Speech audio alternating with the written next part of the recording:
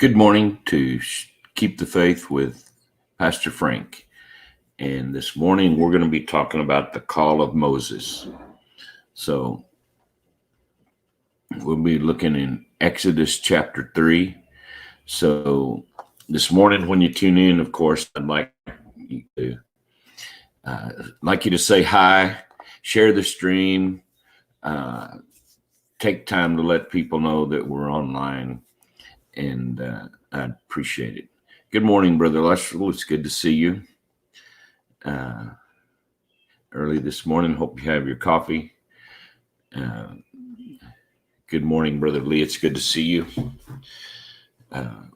This morning, if you want to, we'll go ahead and get started. But like I said, share the stream, like it, click on like, subscribe to our channel, and just let's keep getting the message out there. Good morning, Brother Lewis and Sister Gail. Good, everybody's on this morning. We're going to go to Exodus chapter 3 and read a few verses here this morning. Exodus 3. And we'll start with the first verse. Y'all are familiar with the story. I'm just going to read. One day Moses was tending the flock of his father-in-law Jethro, the priest of Midian. He led the flock far into the wilderness and came to Sinai, the mountain of God.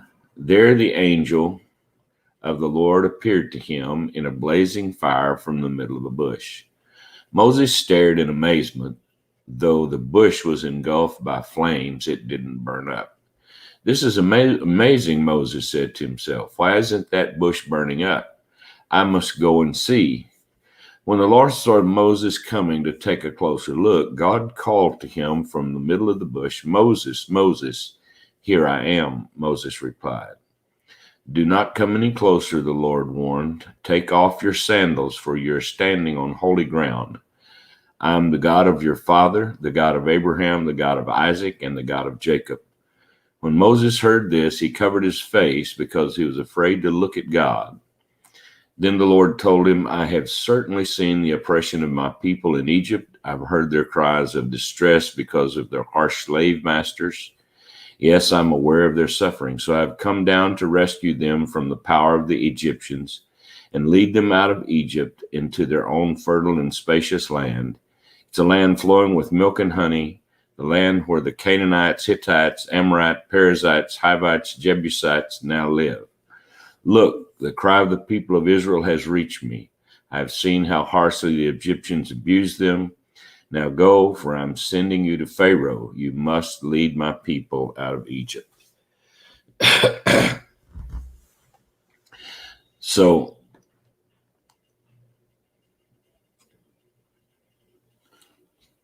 sometimes God reveals his purpose in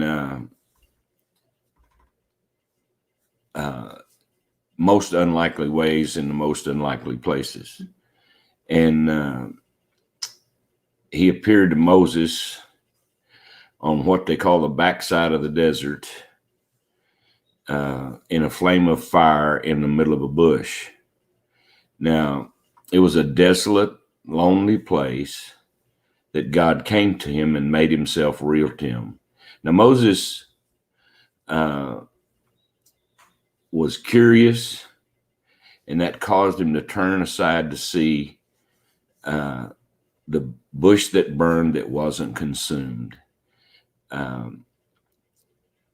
We're dealing here with a divine communication with the mind and heart of a man who had eyes to hear and ears to see. So, and so, Brother Gary, it's good to see you online. Pray everything's going well with Sister Mary. So, one of the things that I've always heard, and we're going to talk about it here for just a little bit, I've always heard that whoever God calls, he prepares. And I think that a lot of us, when we hear that, we take that to mean that whenever God calls us, he gives us what we think we need to prepare. And so, but, you know,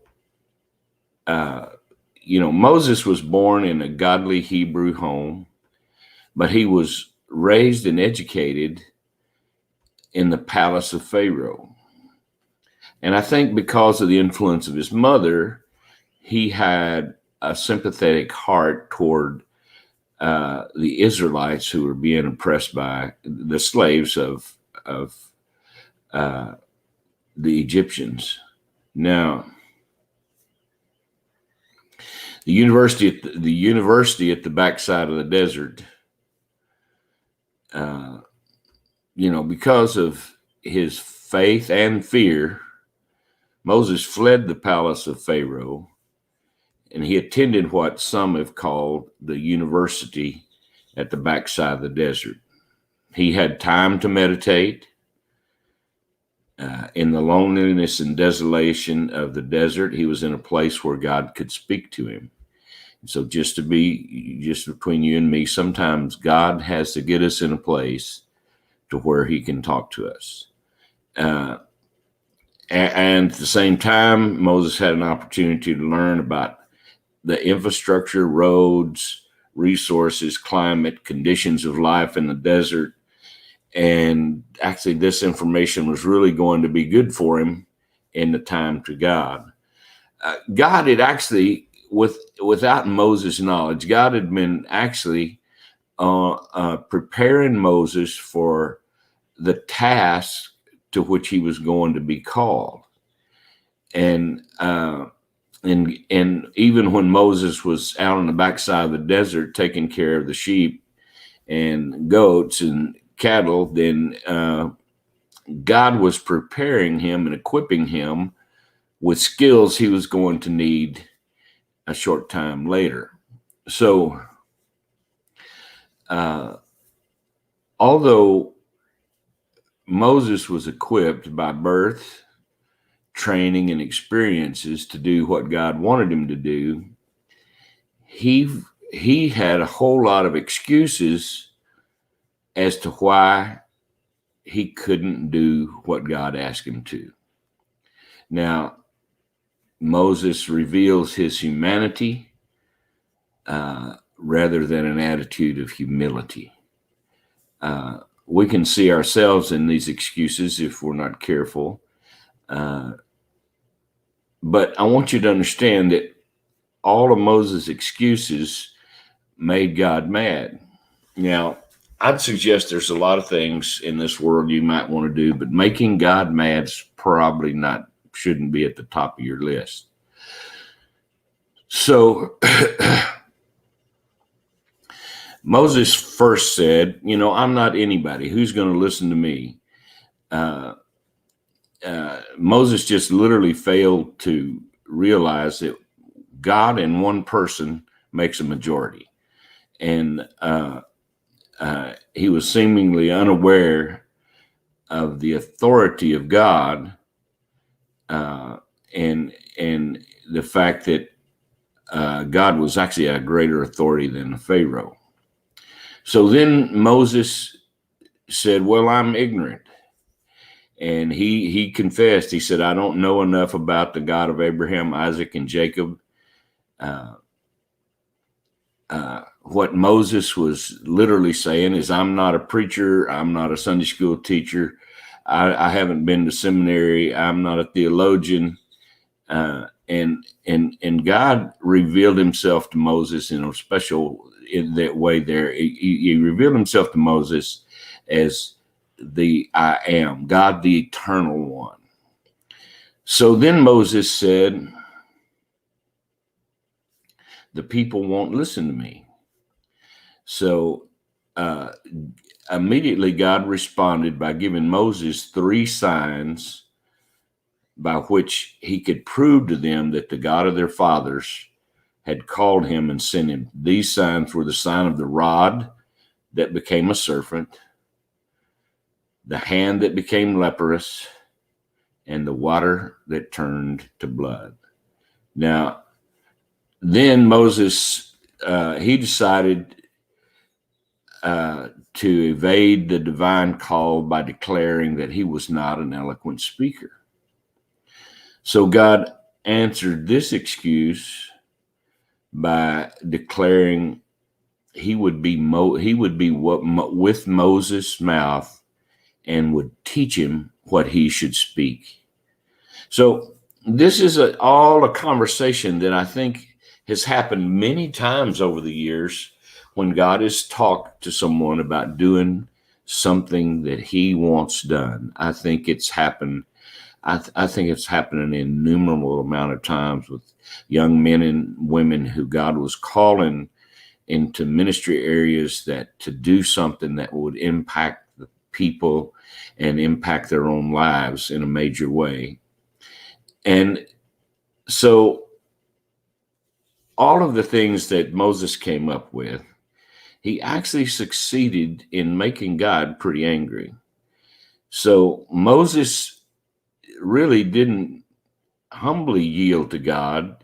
He resigned himself to doing what God said. Now, there's a difference. It's kind of like when you deal with your children and you tell your child to mow the yard, and one child says, "Okay, Dad, I'll take care of that. No problem." And the other child says, "Well, all right, if I have to, I'll do it. But I'm going to do it because I have to." So that wasn't the attitude that God was looking for from Moses. And he had blessed Moses to be the deliverer. And so God's called us into his work so that we might be his redemptive instruments in delivering this world from the slavery of sin.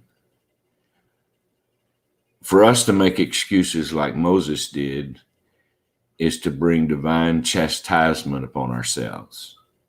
God will make us adequate in spite of our limitations.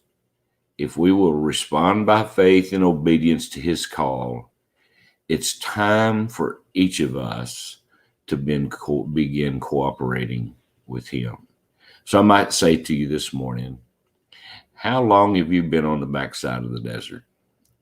Maybe it's time you just listened to God and cooperated with him, and things might take a different turn. So this morning, God bless you. I know that when God calls you, he'll prepare you. Maybe not the way you think it should go, but he can take time. God's got plenty of time. He'll get you with the knowledge and the resources you need, and he can accomplish great things through you if you'll just listen to him and let him do it. God bless you this morning. I pray that you keep the faith and encourage someone in Jesus today. God bless you. I look forward to talking to you again in the morning at 6:30. God willing, and the creek don't rise. God bless. Much love to you all.